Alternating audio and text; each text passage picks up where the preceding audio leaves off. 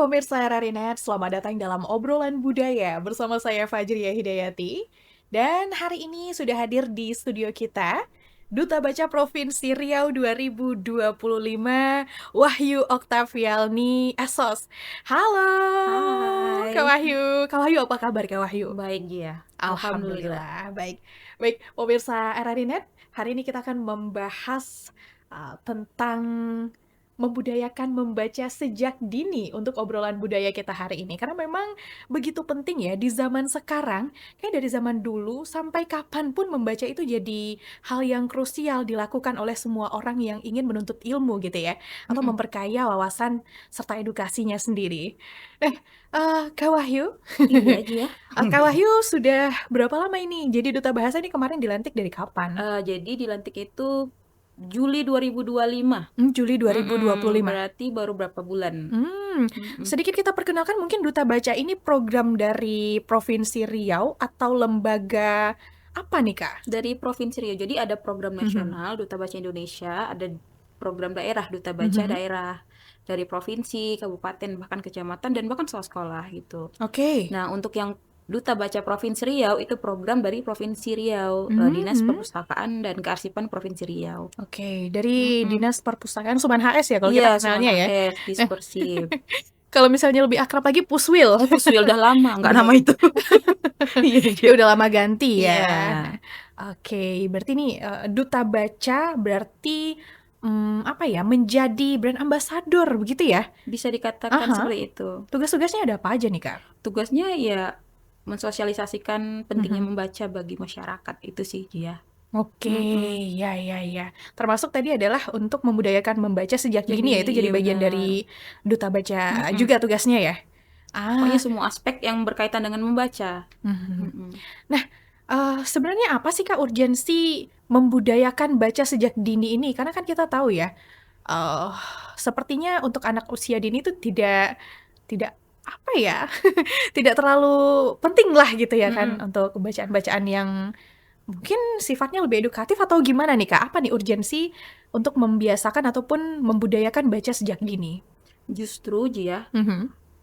membiasakan membaca itu justru dari saat ibu itu sedang hamil itu, Oh, oke. anaknya di dalam kandungan Mhm. itu sudah bisa kita biasakan untuk membaca, ibunya membacakan cerita, Mhm. berdongeng seperti itu, Mhm. literasi pertama bagi anak gitu. Ah. Nah, kalau dikatakan apakah ini penting, sangat penting tuh, Mmm. karena anak dari usia 0 sampai 5 tahun itu the golden age, Mhm. yang mana mereka menyerap banyak informasi. Dan anak-anak yang membaca, mereka akan banyak menyerap informasi, banyak menyerap kata dari buku-buku yang bagus gitu. Jadi akan Mmm. akan bagus untuk masa depannya gitu.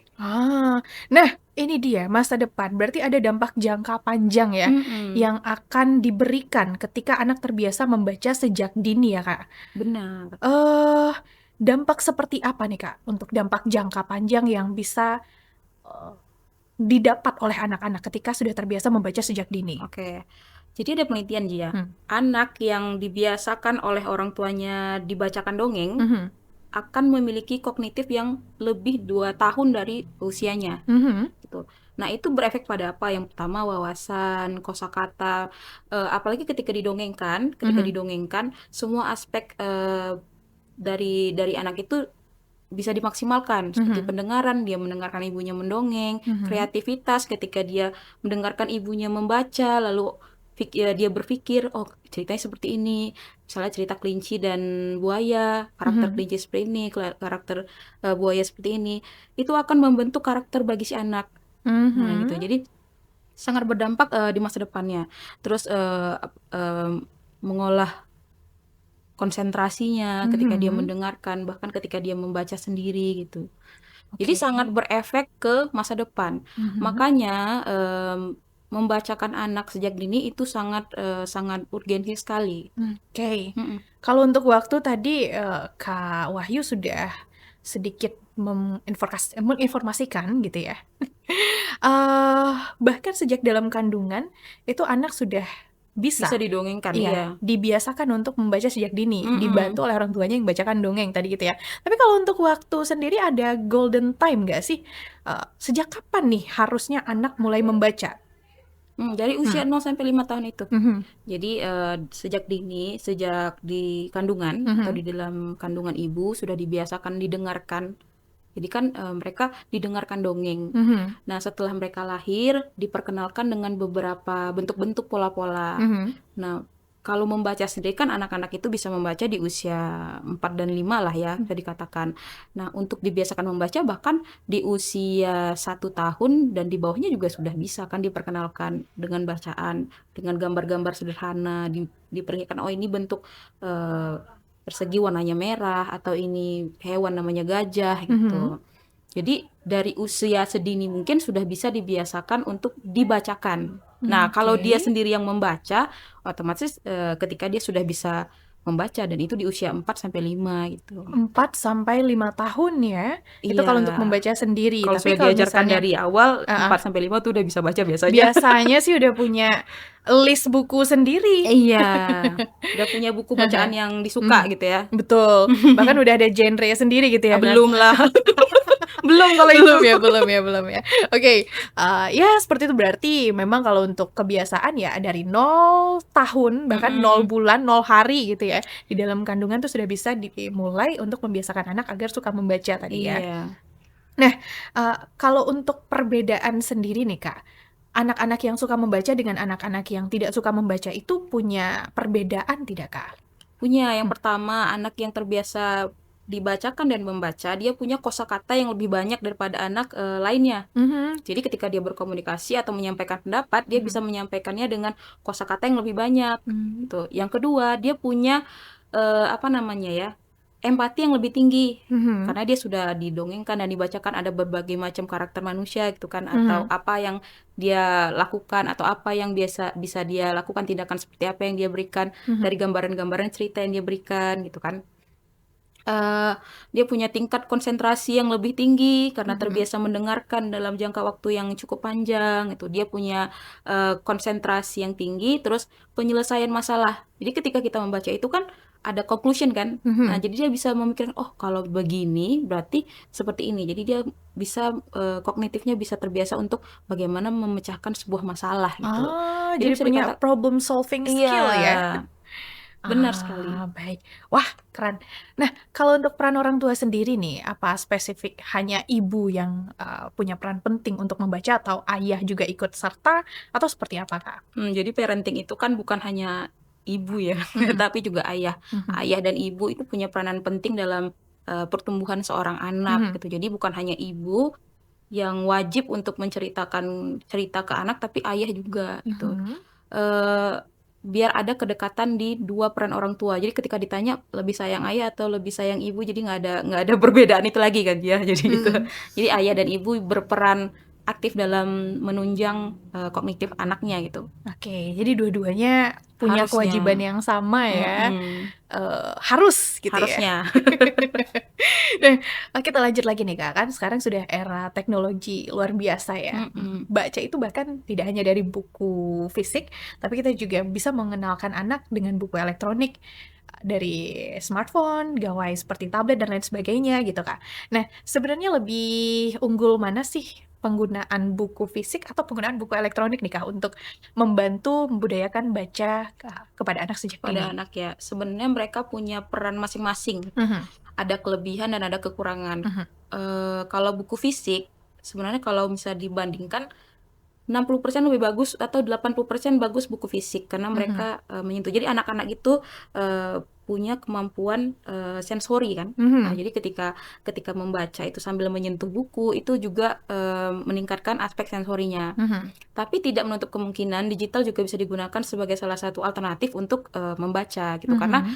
digital itu kan gampang dibuka, bisa dibuka di mana saja dan lebih lebih apa ya, lebih variatif dan lebih kreatif. Mhm. Tapi yang paling penting itu bukan digital atau konvensionalnya, Mhm. tapi dibacakan bukunya gitu.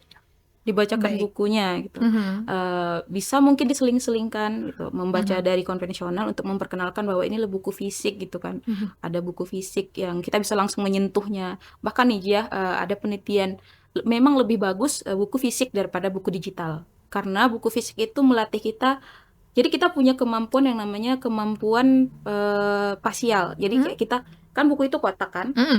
Nah, dia terdiri dari beberapa paragraf-paragraf. Jadi Mhm. ketika kita membaca, kita terbiasa untuk memposisikan mata kita di titik-titik tertentu. Nah, Oke. itu Hmm. melatih kemampuan itu, Hmm, tuh. melatih kemampuan Nah, pasifnya juga ya? iya.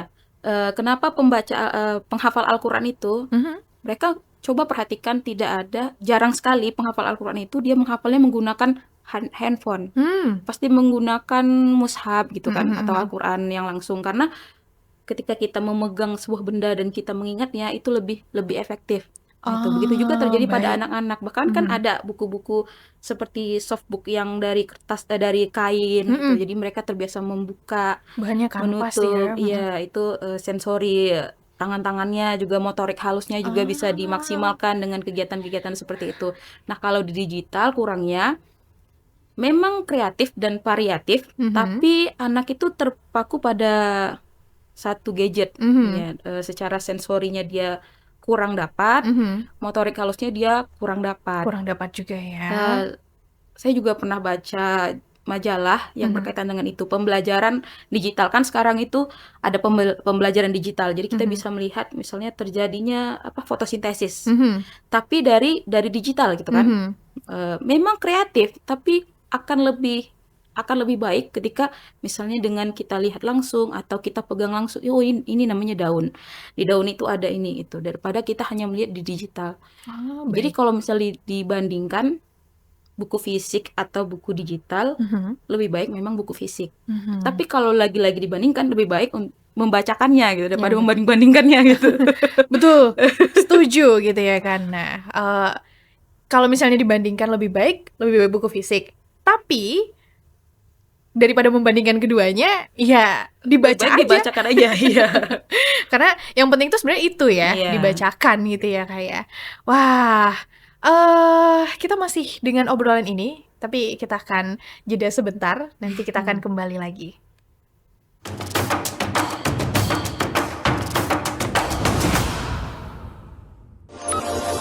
RRI Net.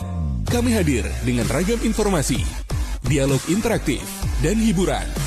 Dari Pro 1, Pro 2, Pro 3, Pro 4, dan Voice of Indonesia. RRI Net di IndiHome TV, aplikasi RRI Digital, dan portal berita rri.co.id. RRI Net, tonton yang Anda dengar. RRI Net, tonton yang Anda dengar. RRI Digital dengan tampilan baru, berbagai konten kolaborasi dari berbagai program nasional, termasuk siaran visual langsung, siaran radio langsung, daftar putar musik, podcast, berita video, dan berbagai fitur interaksi pengguna dalam permainan. Berbagai konten menarik seperti suka, komentar, dan berbagi, serta obrolan langsung dengan penyiar dan pengguna. Pesan langsung dan fasilitas obrolan pribadi antara pengguna aplikasi juga tersedia. RRI Digital.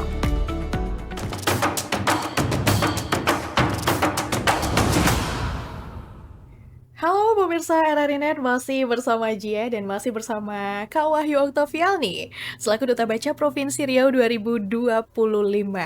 Tadi kita sudah ngobrol cukup banyak tentang membudayakan baca sejak dini. Luar biasa, tapi masih kurang banyak nih pemirsa untuk obrolan kita hari ini ya. Karena Jia masih banyak yang ingin Jia gali dari Kak Wahyu sendiri. Karena sepengetahuan Jia juga, dan kita tadi sempat ngobrol sebelumnya di belakang kamera, Kak Wahyu ini selain selaku duta baca, juga sehari-hari berprofesi sebagai guru, kalau tidak Iya, salah ya? benar. Guru private atau guru apa nih, Kak? Iya, guru Mhm. privat yang spesifikasinya untuk anak usia 2 sampai 12 tahun. Mhm. Mhm. Untuk anak usia 2 sampai 12 tahun. Mhm. Berarti ini ada spesifik mengajar mata pelajaran atau, semua diambil nih, Kak? Mulai dari baca, tulis, hitung, Iya, atau jadi dari usia 2 itu berarti dari sensory play. oh, dari sensory Iya, play? sensory play. Oke. Makanya tadi Mhm. kita memaparkan bahwa bagaimana buku itu bisa Mhm. berefek ke sensori anak ketika dia Mhm. memegang buku, halaman buku gitu. Mhm. Oke, berarti ini memang sudah cukup pakar ya di bidang ini ya, bisa dibilang Belum begitu bisa ya? dibilang pakar. Karena memang praktisi ataupun kegiatan sehari-harinya adalah sebagai ya Iya, berkaitan di dunia itu. membantu anak-anak untuk apa ya, untuk Memaksimalkan membudayakan potensinya, memaksimalkan memaksimalkan potensi potensi anak, anak iya. untuk membudayakan baca sejak dini tadi ya, Mhm. Kak, ya. Banyak orang tua yang bingung ya, Kak, bagaimana sebetulnya untuk membiasakan anak ini kalau misalnya pun tadi, tidak terbiasa dari sejak lahir misalnya, tapi mungkin baru dapat kesadarannya di saat usia anak baru masuk usia 9, 8 tahun gitu. Mhm. Nah, itu tuh gimana cara membiasakannya, Kak? Dimulai aja Mhm. gitu. Oh, Jadi dimulai aja, misalnya Mhm. ketika udah usia 8 tahun, tahu nih bahwa penting sekali untuk membacakan buku pada anak. Dimulai aja di usia itu gitu. Karena gini ya, banyak paradigma masyarakat yang mengatakan bahwa anak-anak Indonesia itu tidak suka membaca. Iya, nah itu Sebenarnya dia. menurut saya itu kurang tepat, yang lebih tepatnya adalah tidak dibiasakan membaca. Kita Oke. itu dipertemukan dengan buku pertama kali ketika kita masuk SD. Bener.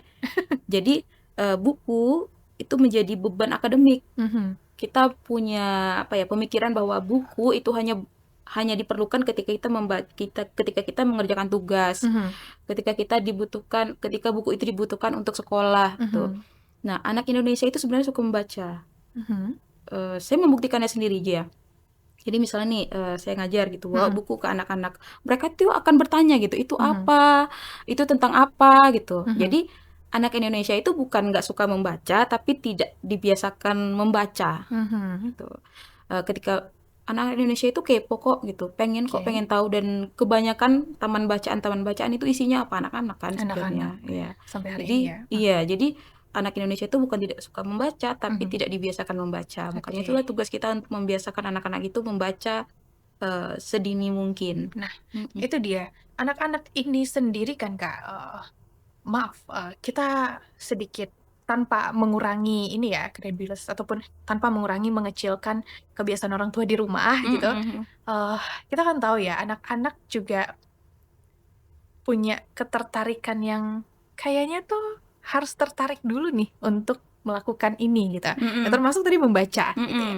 Nah, gimana sebagai duta baca juga, kemudian sebagai praktisi pendidikan untuk anak-anak juga, Kakak memancing ketertarikan anak agar suka membaca itu seperti apa? Dipantik dulu dia dengan pertanyaan-pertanyaan. Nah, jadi misalnya ada buku nih, kan buku anak-anak tuh biasanya berwarna-warna gitu kan, bergambar-gambar, dan mereka tuh biasanya akan penasaran pada sesuatu yang mereka belum tahu gitu. Jadi nanti kita misalnya ada buku gitu kan, kita tanya, wah ini hewan apa ya? Nah, nanti mereka coba lihat. Nah, gitu nanti mereka tanya, kayak waktu contohnya nih, kalau misalnya ada anak murid, misalnya ada buku, wah kata ini dia ngapain ya? Nanti dia coba lihat dulu. Habis itu nanti dia akan bertanya-tanya, oh iya ya, ini namanya kata ya. Terus nanti kita pancing lagi, ini warnanya apa ya? Jadi anak-anak itu suka ditanya, dipancing dulu. Jadi ketika udah dipancing, mereka akan tertarik pada sesuatu gitu. Contohnya itu tadi. Berarti memang harus ada ibaratnya apa ya, pancingan atau pantikan dulu nih untuk anak-anak untuk bisa suka, dan caranya juga. Ya, caranya juga. Jadi kalau misalnya kita bawa nih, ingin membacakan buku ke anak-anak, terus kita ajak aja, yuk sini baca buku, mereka pasti nggak akan mau. Nah itu dia. Yuk baca buku yuk. Terus baca buku suatu hari, kalau datar gitu aja anak-anak juga nggak akan suka gitu. Berarti ada caranya ya, Kak ya? Makanya kan ada read aloud namanya, membaca nyaring.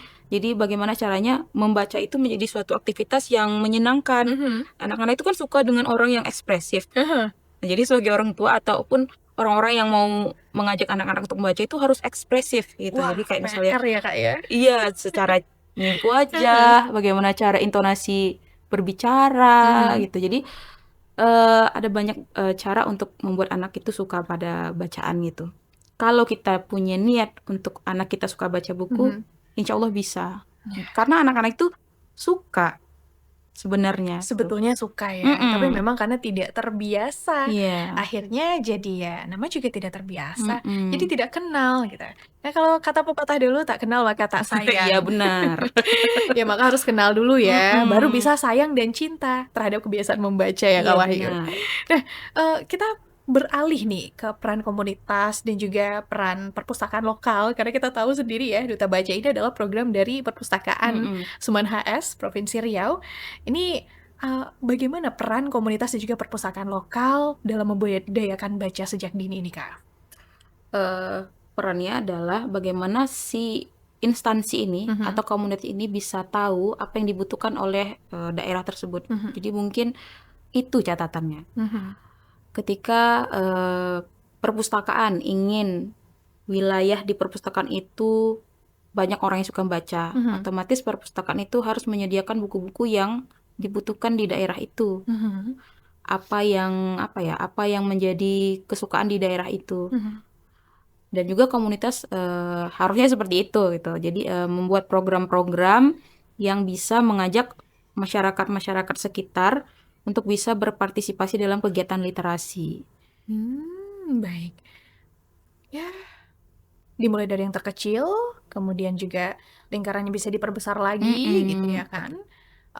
Dan komunitas juga ini nggak sih Kak, penting nggak sih legalitasnya gitu? Harus punya legalitas nih untuk bentuk komunitas ini atau gimana nih Kak? Tergantung tujuan komunitas itu ke arah mana. Aha. Jadi kalau misalnya dibilang penting, tapi apakah sebegitu pentingnya? Tergantung tujuan mereka itu membuat komunitas itu untuk apa. Jadi ada beberapa komunitas nih, contohnya taman bacaan Iya betul gitu ya. Apakah memang tujuannya untuk memperbesar komunitasnya? Otomatis kalau untuk memperbesar komunitasnya mereka butuh legalitas karena butuh ketika ada bantuan atau ada program dari pemerintah, nah itu kan membutuhkan legalitas itu. Jadi, tapi kalau misalnya komunitas itu hanya bertujuan untuk bergerak aja, pokoknya bergerak aja deh Lingkup gitu kecil ya. Tidak terlalu dibutuhkan legalitas gitu. Jadi, tapi kalau kebutuhannya untuk lebih maksimal lagi, itu dibutuhkan legalitas karena apapun bentuk pendanaan dari pemerintah ataupun dari swasta itu butuh legalitas gitu kan. Baik. Kalau misalnya memang komunitasnya ini sudah mandiri ya secara pendanaan gitu ya Iya. kan, tidak diperlukan lagi bantuan-bantuan, misalnya ya nggak apa-apa silahkan, nggak usah ada Nggak usah legalitas juga. legalitas.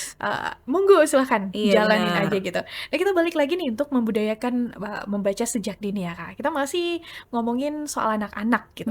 Ketertarikan anak-anak itu ada bermacam-macam. Kira-kira apakah anak-anak itu bebas memilih buku apa yang mau mereka baca atau orang tua punya peran untuk mengarahkan, orang tua harus punya peran nih untuk mengarahkan anak-anak harusnya baca ini, baca itu gitu.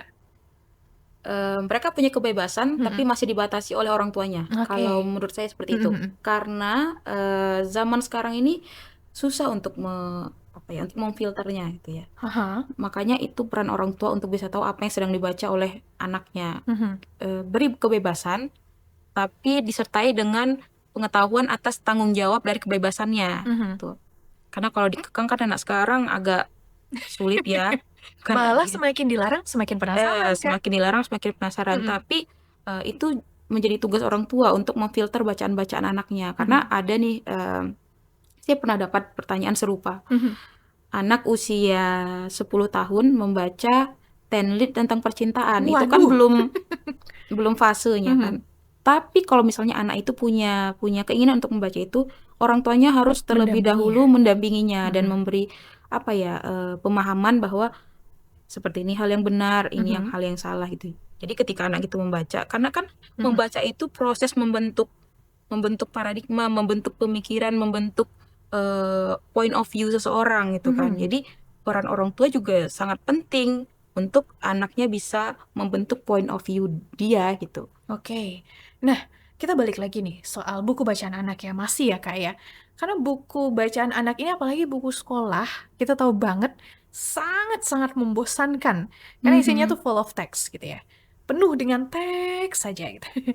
Nah, jadi sebetulnya bagaimana nih Kak cara bikin anak-anak itu tertarik untuk membaca buku-buku bacaan sekolah? Tertarik membaca buku bacaan sekolah. Betul. Jadi gini, membuat dia tertarik dulu pada membaca, baru dia bisa membaca dalam teks yang panjang, kan? Karena kan sesuatu yang panjang itu dimulai dari yang kecil gitu kan. Jadi hal pertama sekali adalah perkenalkan anak pada buku, tapi bukan buku sekolah ya, buku cerita. Oke. Jadi anak itu memang harus pertama kali diperkenalkan dengan buku cerita, bukan buku sekolah. Karena Mhm. kalau pertama kali perkenalan buku oleh anak itu buku sekolah, Mhm. percayalah, dia tidak akan suka membaca. Karena menurut dia membaca itu adalah sesuatu hal yang aktivitas membosankan, Betul. membutuhkan waktu yang lama, Aha. fokus yang lama. Mhm. Karena anak itu Mhm. dia punya rentan konsentrasi yang masih rendah. Oh ya? Jadi konsentrasi anak itu kan sesuai dengan usianya. Jadi kalau misalnya anak umur 5 tahun itu rentan konsentrasinya itu 5 menit. Loh, oh gitu ya Kak ya? Iya, Baik. sesuai dengan ini rentan Usianya usia. berarti ya. Nah, 7 tahun berarti 7 menit gitu. iya, secara penelitiannya gitu. Tapi kan bisa kontekstual mungkin. Mhm. Nah, jadi anak-anak itu harus diperkenalkan dulu dengan buku yang mereka memang suka. Nah, Mhm. gitu. Jadi kita nggak bisa buat anak itu suka baca buku dengan buku sekolah. Mhm. Karena Oke. itu sangat membosankan sekali, Betul. bahasanya yang baku gitu kan. Mhm. Jadi mungkin untuk mengarah ke sana Mhm. diawali dengan memperkenalkan anak dengan buku, Mhm. senang dengan buku, cinta pada buku. Setelah punya rentan konsentrasi yang tinggi, ya. bagus, baru dia bisa dan membaca buku sekolah gitu. Baik. Biasanya juga begitu. Nanti juga anak-anak punya masa bosannya sendiri kan sama buku-buku yang bergambar gitu. Nah, dia akan naik level lagi nih. Iya, Sepertinya benar. saya harus membaca catatan yang lebih panjang daripada yang Mm-mm. sekedar bergambar-bergambar ini gitu ya Nah, kan. makanya kalau dia lompat langsung ke buku yang teksnya panjang, itu mereka akan aduh pusing ya kayak Yang gitu. ada Jadi, bukunya yang dilompatin. Biasanya gitu iya, ya. benar. Nah, oke, kita balik lagi nih, masih dengan kebiasaan membaca ya. Nah, tapi dia mau tarik mundur lagi. Tadi kan peran orang tua sudah kita bahas. Ya, orang tua tuh memang harus berperan dua-duanya. Tidak bisa hanya ayah, tidak bisa hanya ibu, tapi dua-duanya nih. Nah, mungkin kita perlu informasikan ke pemirsa di rumah ya. Mhm. Sebenarnya ada dampak bagus loh dari kebiasaan membaca bersama keluarga ini. Boleh, Sangat. Kak? Sebenarnya Mhm. peran seorang anak itu suka membaca bukan hanya ibu dan ayah, tapi seluruh keluarganya, bahkan seluruh masyarakatnya. Oh, baik. Harusnya kan. Lingkungannya ya. Ya, jadi gini Ja. Mhm. Saya pernah ditanya, Mhm. kenapa bisa baca buku? Mhm. Kenapa bisa suka baca buku gitu ya kan? Ternyata setelah saya evaluasi, perkenalan buku pertama kali saya itu adalah di keluarga gitu. Jadi ketika liburan ke toko buku, itulah pertemuan pertama dengan buku. Oke. Tahu bahwa di dunia itu ada namanya buku yang mengasyikkan gitu kan. Terus lihat orang tua yang suka membaca. Mhm. Bukan baca buku, baca koran yang itu loh. Bekas-bekas Oh, cabai iya, itu. iya. Tapi itu kan Magazine. aktivitasnya membaca ya. Mhm. Nah, jadi di situ tahu ada aktivitas membaca dan sepertinya bisa dicoba. Mhm. Jadi peran orang tua itu pertama bukan hanya membacakan, memberikan contoh, Mhm. menyediakan buku di rumah. Memfasilitasi Iya, dengan baik gitu ya. memfasilitasi. Paling tidak anak itu tahu bahwa di rumah itu ada buku gitu. Betul. Waduh. Terus yang Jangan kedua sampai tidak ada buku di rumah ya. memperlihatkan aktivitas membaca itu. Jadi ketika kan anak itu kopian dari orang tuanya Mhm. dan masyarakat ya, Mhm. gitu kan. Jadi ketika melihat orang tuanya membaca buku, Mhm. yakin 100% anaknya juga suka baca buku. Ini pengalaman pribadi ya. Jadi kan saya mengajar. Mhm. Saya bertemu anak itu kan nggak lama ya, Mhm. hanya 1 jam. Tapi setiap hari saya pasti bawa buku di tas untuk dibacakan, baca pribadi. Dan anak itu melihat, Oh. hanya melihat, oh ada buku tuh di tasnya guru Ngemis gitu saya ya. gitu ya. Beberapa kali lihat, Besoknya niru. besoknya nanya, Oh, nanya. kok bawa buku? Iya, untuk dibaca. Mhm. Terus besoknya tanya lagi, itu buku apa? Bertanya-tanya tentang buku. Besoknya ngajak orang tuanya ke toko buku Beli buku buat dibawa juga di tasnya. untuk dia baca gitu. Oke. Jadi kan prosesnya bukan langsung suruh baca buku, tapi prosesnya dia kenal dulu buku, dia tahu buku, dia lihat ada orang contoh Mhm. dalam proses membaca, baru dia membaca buku gitu. Jadi itu proses yang juga harus dijalani oleh orang tua. Oke. Menjadi contoh dalam membaca, menyediakan buku di rumah, bahkan di masyarakat gitu. Ah. Makanya saya tuh letakkan buku-buku saya tuh di ruang tamu. Jadi saudara-saudara atau keluarga tuh tahu kalau ada loh keluarganya yang suka baca buku. Jadi kalau dia cari buku, tahu mau kemana gitu. Terus kenal dengan buku gitu. Baik. Wow. Iya, dimulai dari situ dulu ya, Ya, jadi Kak, ya? membudayakan itu kan dengan kebiasaan. Dengan Nah, kebiasaan itu kebiasaan-kebiasaan. dengan orang-orang yang punya kebiasaan yang sama gitu kan, ya. Dan ya kalau untuk menjadikan itu sebuah budaya gitu, nah kita perlu perkenalkan dulu nih ke orang-orang sekitar bahwa ini ada nih kebiasaan yang seperti ini gitu. Nah, baru bisa nanti jadi budaya Budaya, gitu ya. ya. Kita lanjut lagi nih, Kak. Tapi kita beralih ke Kakak sebagai duta baca sendiri ya. Ini terhitung berarti sudah berapa bulan? Dari bulan Juni tadi ya? Juli, Agustus, September, September, Oktober. 4 bulan berarti. Udah 4 Baru bulan. 4 bulan. Baru 4 bulan dengan total jabatan 5 tahun kalau tidak salah saya ya, tadi kita ngobrol di belakang ya. Wow, ada panjang sekali lagi rute perjalanan tugas Kakak Iya, sepertinya. benar. Nah, tapi untuk 4 bulan sebagai duta bahasa ini, apa saja yang sudah dilewati, Kak? Ada program apa saja yang sudah dilakukan? Jadi saya percaya dia untuk melakukan sesuatu hal itu kita perlu sustainable kan, berkelanjutan. Dan ketika dia ingin berkelanjutan, kita harus tahu mappingnya, roadmapnya. Nah, beberapa hal yang saya lakukan belakangan, memetakan kebutuhan literasi yang ada gitu dengan cara mendatangi komunitas-komunitas yang terbiasa berinteraksi langsung dengan masyarakat. Jadi kan kita bisa tahu jawaban kalau kita tahu soalnya kan.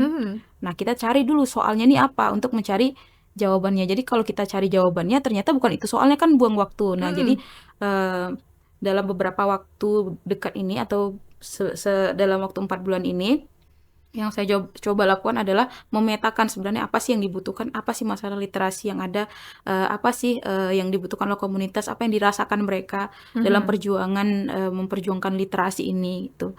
Nanti setelah ada petanya baru kita berjalan bersama untuk mewujudkan mencari jawaban atas permasalahan itu gitu. Betul, ya. Bisa dimengerti. Jadi belakangan sudah menemui beberapa komunitas literasi, karena di Pekanbaru sendiri sekarang lagi hype sekali ya. Iya, banyak sekali komunitas Banyak sekali komunitas baca yang dilakukan ataupun dibentuk oleh kolektif-kolektif mahasiswa yang gabut aja nih. Di masyarakat juga banyak. Juga banyak. Ada beberapa yang Jia dengar dan sudah kita undang juga ke RRI Pekanbaru. Kita masih berlanjut. Nah, kalau untuk program resminya sendiri, apa nih, Kak, yang mungkin Kakak sudah pernah melakukan gerakan sesuatu apa gitu? Kalau dalam jangka waktu duta baca, karena baru jadi belum ada. Hanya kayak misalnya namanya silatu rasa literasi. Jadi untuk membangun sebuah ekosistem itu kan, kita harus berkenalan dengan orang-orang yang di dalamnya. Harus punya relasinya punya dulu koneksi, punya kedekatan emosional. Jadi kan kita nggak bisa bergerak kalau kita nggak punya pendekatan emosional kan. Betul. Nah, Kalau jadi visi itu yang dan misinya sering belum satu gitu ya. Iya. Jadi itu yang sedang dilakukan. Tapi kalau sebelum-sebelumnya, kebetulan saya juga pegiat literasi digital. Saya sudah melakukan beberapa kegiatan terkait dengan literasi digital gitu ke masyarakat langsung itu dia. Tapi kalau dalam duta baca ini kan baru 4 bulan. Baru 4 bulan ya. Masih masuk tahap planning gitu ya. Masih Iya. masuk tahap planning. Ada panjang lagi pertanyaan Jia, Kak. Kita masih ngomongin soal membudayakan baca sejak dini gitu. Nanti di segmen selanjutnya kita akan bahas bagaimana membudayakan baca sejak dini ini bisa terlaksana ketika masyarakat kita itu juga masih banyak yang berasal dari golongan menengah ke bawah. Karena kita tahu buku itu harganya cukup mahal. Tapi nanti kita akan bahas ini di segmen selanjutnya. Jangan kemana-mana.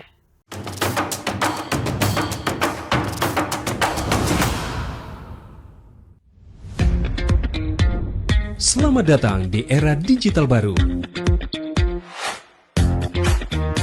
RRI News kini hadir di genggaman Anda dengan aplikasi mobile terbaru. Temukan berita online terkini, cepat, dan terpercaya langsung dari perangkat Anda dengan fitur pembaruan berita real time dari aplikasi mobile RRI News. Anda tak akan pernah ketinggalan informasi.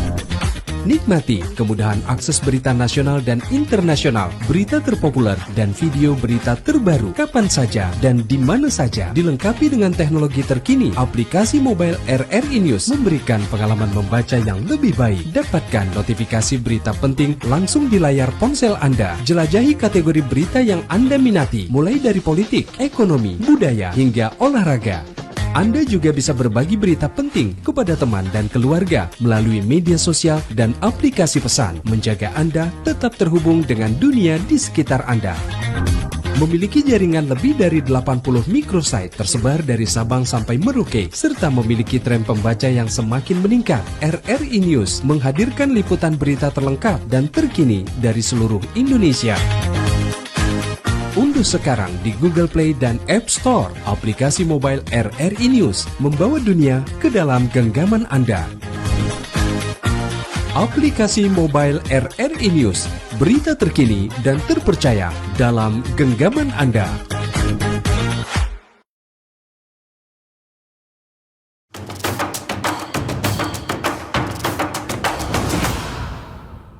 Pemirsa RRI Net, tonton apa yang Anda dengar. Masih bersama J di sini dan kita masih bersama Kak Wahyu. Iya. Ada lagi. Kak Wahyu, tadi kita sudah ngobrol serius ya. Dan selanjutnya kita akan ngobrol lebih serius lagi. Iya. Karena kita tadi sudah sudah sedikit spill apa yang akan kita obrolkan selanjutnya. Nah, itu dia yang menjadi sorotan untuk kita bersama gitu kan. Karena kita tahu sendiri masyarakat kita ini tidak merata ekonominya ya. Ada yang berada di golongan menengah ke bawah, Kak.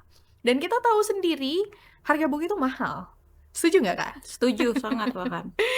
Iya kan? Di Riau. Nah, untuk anak-anak suka membaca, mungkin gitu ya kan, memang dibiasakan tuh harus dari rumah terlebih dahulu, baru bisa di sekolah. Apalagi anak usia masuk sekolah itu biasanya sudah masuk usia 6-7 tahun gitu. Sementara membiasakan anak-anak membaca itu bahkan harus dari 0 tahun gitu ya. Untuk orang tua yang mungkin berada di ekonomi kurang mampu, otomatis itu akan menjadi PR buat orang tua harus membelikan buku yang harganya cukup mahal yang bisa beli beras 5 kilogram Iya, gitu ya. benar. Nah, ini bagaimana nih Kak Wahyu menyoroti ini sebagai problem, sebagai masalah? Itulah solusinya karena ada perpustakaan dan ada taman bacaan masyarakat. Jadi ini masalah, memang masalah masyarakat Indonesia dan itu menjadi dampak terhadap tingkat Rendahnya literasi ya. tingkat gemar membaca Indonesia itu rendah. Saya rasa salah satu faktornya itu adalah juga finansial atau kemampuan keuangan keluarga Indonesia yang rendah juga gitu. Karena daripada beli buku, mending saya beli beras gitu ya kan. Karena buku pun nggak bisa untuk beli beras gitu kan. Tapi kita harus keluar dari mindset itu gitu. Buku kan ada di beberapa tempat, ada di perpustakaan, ada di taman bacaan gitu.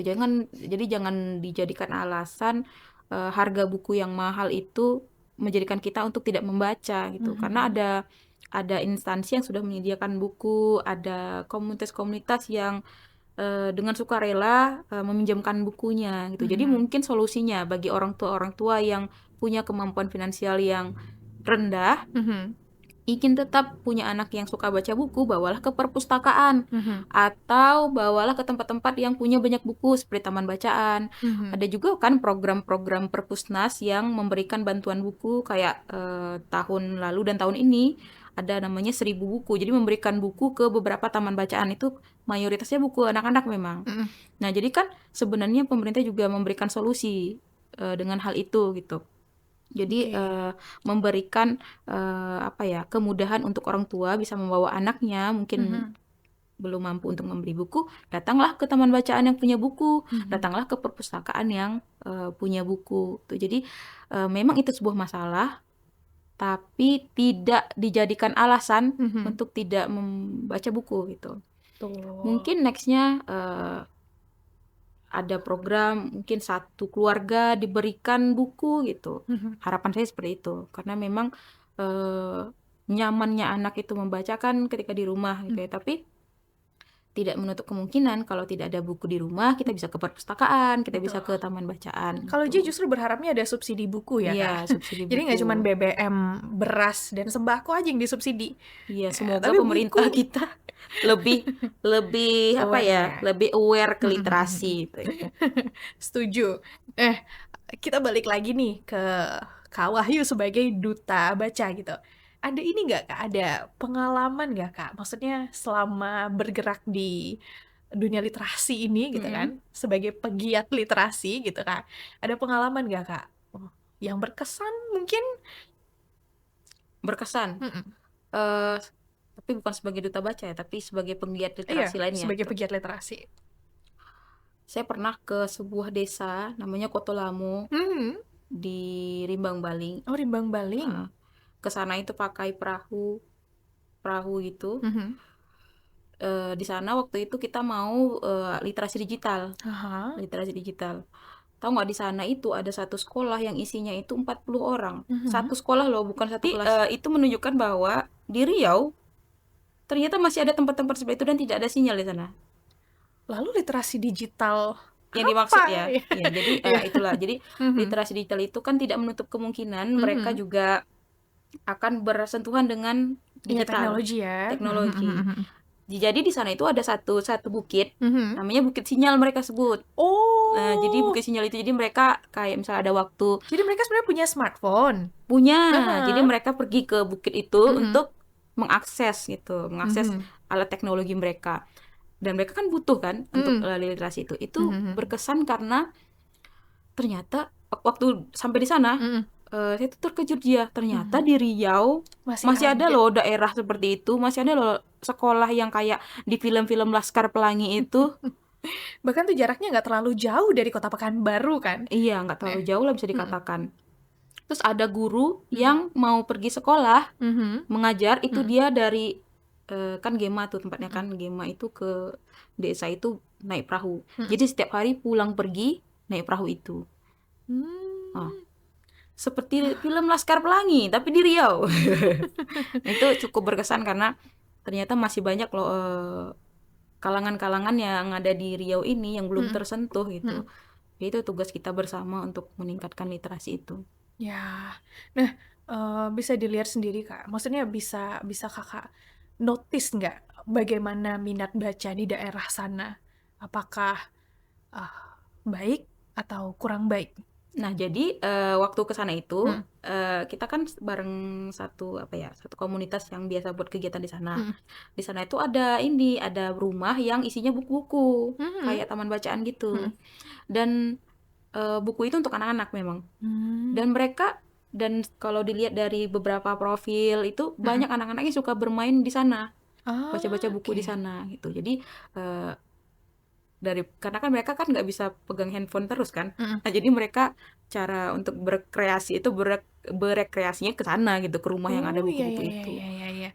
Nah, ini nih J sedikit agak tertarik ya dengan cara menarik anak tadi kan. Berarti kan anak-anak kan ya kalau di daerah tersebut karena memang tidak punya pilihan lain, akhirnya ke sana gitu kan untuk berrekreasi. Ya pokoknya bermain lah gitu kan di perpustakaan itu.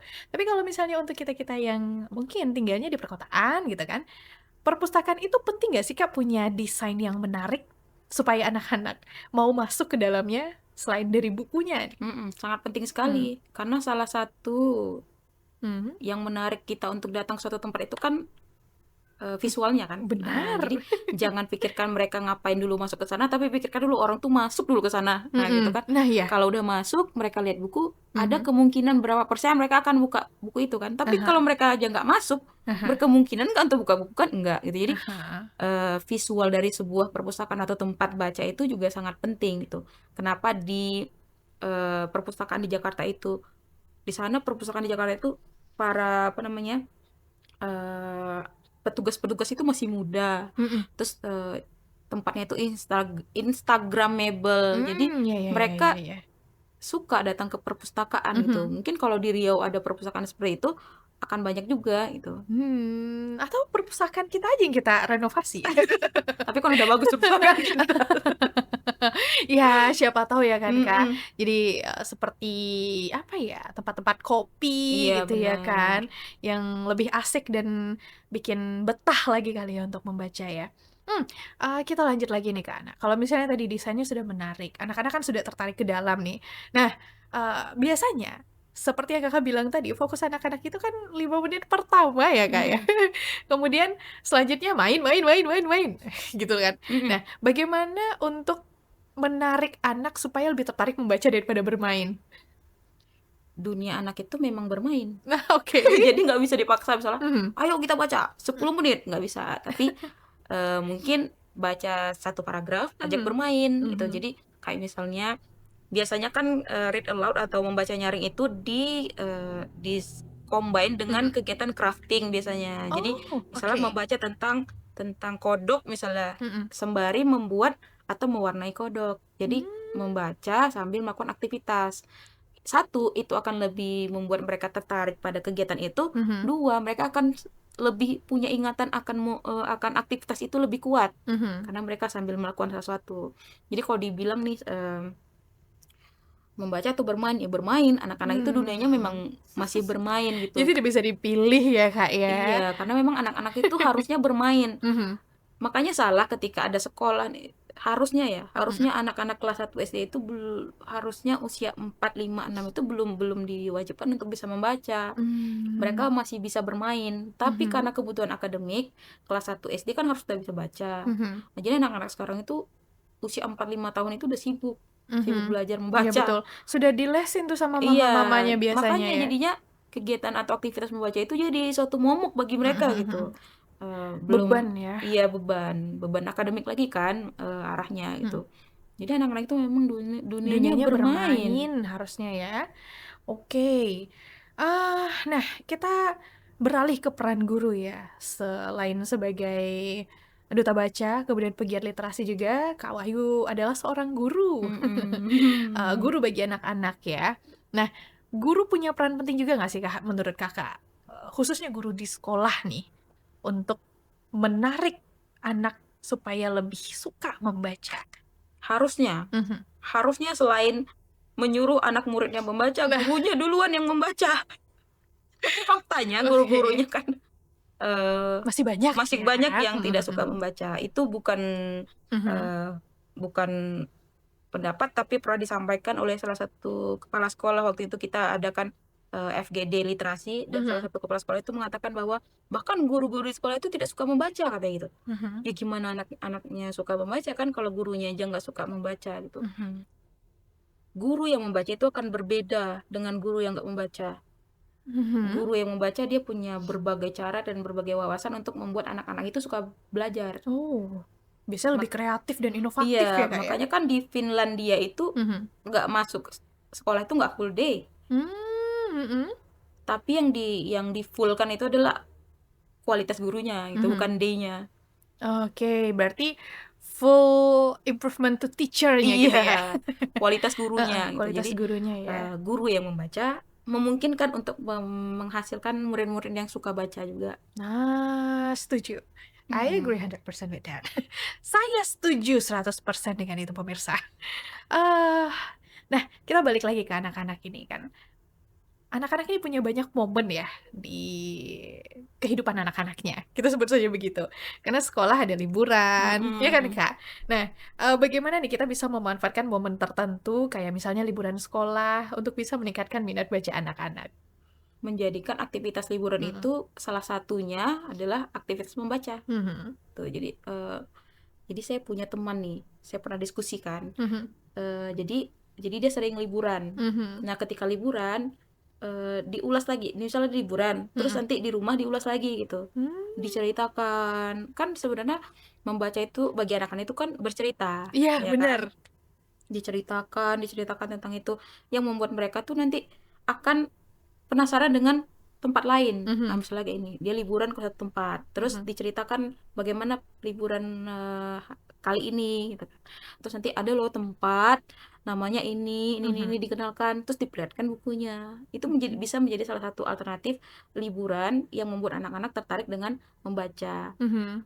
Kegiatan membaca itu juga membuat meningkatkan kedekatan antara orang tua dan anak kan. Jadi ketika Aha, mereka membaca bersama itu kan interaksi mereka lebih terjalin secara intens aha. gitu. Jadi apalagi ketika liburan, momen waktu bersama anak itu kan menjadi lebih banyak gitu kan. Mm-mm. Nah, jadi bisa dimanfaatkan untuk membersamai anak dengan buku gitu. Setuju. Saya juga ingat waktu kecil ya, saya jadi inget nih Kak Wahyu, kenapa saya juga suka membaca ya, hobi Mm-mm. membaca gitu pemirsa. Eh, Waktu kecil, kakak saya itu memilih untuk tidak membawa saya ke playground, tapi ke toko buku. Saya ingat. Mm-mm. Atau tidak ke pustaka wilayah kalau dulu namanya, sekarang Suman HS. Mm-mm. Itu sudah lama ganti juga ya pemirsa. Jadi memang sepertinya memang harus ditumbuhkan kebiasaan-kebiasaan itu, walaupun mungkin itu tidak dipanen instan dalam waktu 1 atau 2 tahun gitu ya. Iya benar. Mungkin nanti ketika dewasa, terus si anak sadar gitu kan, Mm-mm. oh iya ya ternyata aku sudah dibiasakan membaca dari kecil gitu. Makanya aku punya ketertarikan gitu. Iya Nah, benar. eh lanjut lagi nih Kak. Kalau tadi kita udah bahas soal guru, duta baca, dan orang-orang yang memang punya tanggung jawab di sana. Tapi sebenarnya kan yang bertanggung jawab untuk membudayakan membaca sejak usia dini ini tidak hanya guru ataupun duta baca ya, tapi semua dari kita, seluruh elemen masyarakat. Nah, bagaimana cara kita yang bukan guru, kita yang bukan duta baca ini juga ikut berperan, mengambil peran supaya membaca ini bisa jadi budaya di lingkungan masyarakat kita. Kitanya dulu yang Hmm. membaca. Oke, itu sih yang Pasti paling pertama ya. iya kitanya dulu. Jadi itu tadi ketika kita ingin membuat suatu ekosistem Mm-mm. yang menghasilkan budaya gitu kan, Mm-mm. otomatis ornamen atau variabel yang ada di dalamnya itu punya kebiasaan yang sama. Mhm. Jadi kalau orang tuanya suka baca buku, gurunya suka baca buku, masyarakatnya suka baca buku, kakaknya suka baca buku, otomatis si anak Mhm. pasti akan suka baca buku. Mhm. Tuh, jadi bagaimana peran kita sebagai masyarakat luar nih yang bukan guru, bukan duta baca, bukan bukan yang punya konsentrasi ke baca. Mhm. Kalau kita udah baca buku, pasti obrolan yang kita keluarkan atau aktivitas yang kita lakukan juga berkaitan dengan buku atau yang berkaitan Mhm. dengan yang menghasilkan wawasan luas gitu. Jadi intinya dari kitanya dulu. Kitanya dulu Wah. orang dewasa memperbaiki diri, nanti anak-anak itu akan ngikut gitu. Karena kan anak-anak itu mencontoh. Mhm. Jadi kita harus jadi contoh yang baik dulu gitu. Mhm. Ya ada banyak sekali Kak pernyataan-pernyataan ya. Apa pentingnya membaca buku, lebih baik bekerja gitu kan. Ya buang-buang waktu, something like that lah gitu. Itu kan bikin sedikit miris ya. Nah, kalau misalnya sudah terlanjur memiliki mindset seperti itu, apa nih yang mesti kita lakukan? Kalau anak-anak kan kita masih bisa arahkan. Tapi Mm-mm. bagaimana kalau misalnya yang punya mindset seperti itu adalah orang-orang yang seumuran kita? Dalam konteks ini mungkin orang-orang sekitar kita gitu kan. Yang bisa jadi itu mempengaruhi pola pikir orang lain juga, Kak. Jadi kita tuh terbiasa dengan mengkaitkan sesuatu tuh dengan keuntungan Nah, itu dia. finansial ya. Iya, transaksional ya semuanya ya. Iya, semua kalau tidak menguntungkan Tidak usah tidak usah dilakukan. dilakukan. Karena kita belum tahu keuntungannya. Nah, Jadi itu maka dia. kita tidak melakukan. Dan kan suatu aktivitas itu bukan hanya perihal uang, Mhm. tapi kedamaian jiwa dan diri, Mhm. pengembangan diri gitu bisa dilakukan dengan literasi gitu kan. Nah, Oke. buat orang-orang yang punya mindset bahwa membaca itu tidak punya keuntungannya, Mhm. pasti mereka tidak. Kebanyakan orang yang membaca itu mereka mengenal dirinya Mhm. lebih daripada orang lain. Biasanya ya, biasanya. Mhm. Eh, bukan bisa dipastikan. Kebanyakan orang yang tidak suka membaca, pertama dia tidak punya wawasan luas, yang kedua dia tidak kenal dirinya biasanya. Mhm. Jadi untuk yang belum suka membaca, kegiatan literasi itu bukan transaksional yang kalau aku baca aku dapat uang. Mhm. Tapi aku baca, aku punya wawasan luas, aku bisa mengembangkan diri, Mhm. aku bisa punya banyak kapasitas yang bisa aku tingkatkan. Mhm. Yang dari itu semua nanti akan ada keuntungan-keuntungan lain yang datang. Betul. Punya banyak teman itu karena punya kemampuan komunikasi. Mhm. Kemampuan komunikasi dapat dari punya banyak kosakata. Mhm. Kosakata itu bisa didapat dari salah satunya membaca Membaca buku. buku. Aku Benar. bisa bebas dari finansial ketika aku membaca buku tentang finansial, aku tahu bagaimana perbedaan kebutuhan dan keinginan. Itu bawa keuntungan juga kan untuk diriku. Orang yang mau menikah, baca buku pranikah supaya nanti pernikahannya ya terbebas dari masalah. Betul. Orang yang sudah menikah menjadi orang tua butuh untuk punya ilmu bagaimana mengajar anaknya, mendidik anaknya, butuh membaca buku parenting. Jadi hidup ini butuh banyak pertanyaan yang harus kita jawab, dan salah satu jawabannya itu ada di buku, membaca buku. Dan bukan hanya buku non fiksi jawabannya, buku Oke. fiksi juga. Buku fiksi itu meningkatkan empati kita sebagai manusia gitu.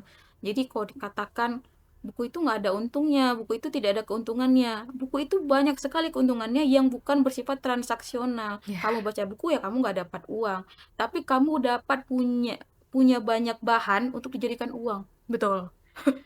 Memang ya, itu dia tadi, kecenderungan berpikir secara transaksional, instan gitu kan. Ya daripada beli buku mending beli beras. Gitu. Daripada menghabiskan waktu membaca buku, mending kita berusaha atau berjualan atau pokoknya melakukan kegiatan-kegiatan lain yang bisa menghasilkan uang secara instan gitu ya. Pokoknya bekerja gitu. Padahal banyak yang tidak kita sadari, justru dari membaca inilah kita bisa bekerja secara cerdas. Iya. Menghasilkan uangnya itu tidak mentok di UMR, tapi mungkin kita bisa dapatkan yang lebih daripada itu ya, Kak, ya? Iya. Sama kayak kalau misalnya kita lapar, ada yang ngasih ikan, ada yang ngasih pancingan, Betul. kan? Yang ngasih ikan cuman kita bisa makan Satu kali. Kalau Tapi ngasih pancingan, kita bisa dapat ikan berkali-kali. Sama dengan buku. Beli buku atau beli beras kita cuman bisa sekali ya, Kak. Beli buku Ya. satu Kita wawasan bisa kita beli tambah. beras bertonton lagi gitu Iya, ya. dengan ilmu yang kita punya. Betul. Oke, Kak, terakhir nih gitu, kalau misalnya ada yang mau disampaikan ke pemirsa di rumah, apa nih terkait untuk budayakan membaca sejak dini? Oke. Mungkin berkaitan dengan yang tadi ya. Jangan jadikan pesannya, mungkin jangan jadikan membaca itu sebagai kebutuhan transaksional, karena membaca itu adalah membuka wawasan, menemukan diri, dan bisa mengupgrade diri untuk menghasilkan sesuatu yang baik untuk diri kita sendiri. Jadi membaca itu bukan dari kita untuk orang lain, tapi sebenarnya membaca itu dari kita untuk kita juga hasilnya gitu. Baik, luar biasa. Terima kasih banyak Kak Wahyu sudah mampir hari ini. Wah, pemirsa, obrolan kita hari ini benar-benar membuka wawasan ya, bahwa sebetulnya membaca itu tidak hanya jadi hobi, tidak hanya sekedar kesukaan, tapi harus jadi budaya di lingkungan kita kalau misalnya kita mau jadi negara yang maju ya. Ya gimana mau maju gitu kalau misalnya anti buku semua. Anti buku. Baik, terima kasih sudah bersama kami dalam obrolan budaya hari ini. Sampai jumpa di obrolan budaya berikutnya.